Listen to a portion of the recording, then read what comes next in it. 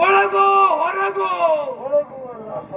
ಹಗಲೋ ರಾತ್ರಿಯೋ ಪ್ರಾಣಿಯೋ ಮಾನವನು ಆಯುಧವೋ ನಿರಾಯುಧವೋ ಇಗೋ ನಿನ್ನ ನಾನು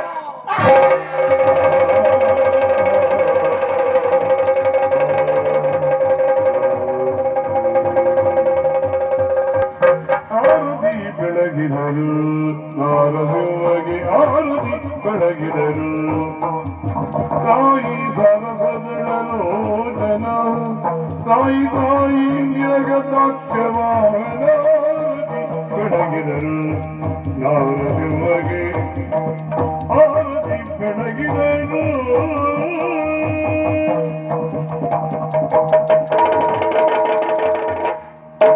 ಶಾಂತಾಕಾರಂ ಭುಜಗಶಯನಂ ಪದ್ಮನಾಭಂ ಸುರೇಶಂ ವಿಶ್ವವನ್ಯಂ ಗಗನಸದೃಶಂ ಮೇಘವರ್ಣಂ ಶುಭಾಂಗಂ ಲಕ್ಷ್ಮೀಕಾಂತಂ ಕಮಲನಯನಂ ಯೋಗಿ ಹೃದಯಾನಗಮ್ಯಂ ವಂದೇ ವಿಷ್ಣು ಭಾವಯಹರಂ ಲೋಕಲೈಕನಾಥಂ ನಮೋ ನಮೋ ನಮೋ ನಮೋ ನಮೋ ನಮೋ. ಮಗು ಪ್ರಹ್ಲಾದ, ಶಾಂತರಾಗಬೇಕು ದೇವ.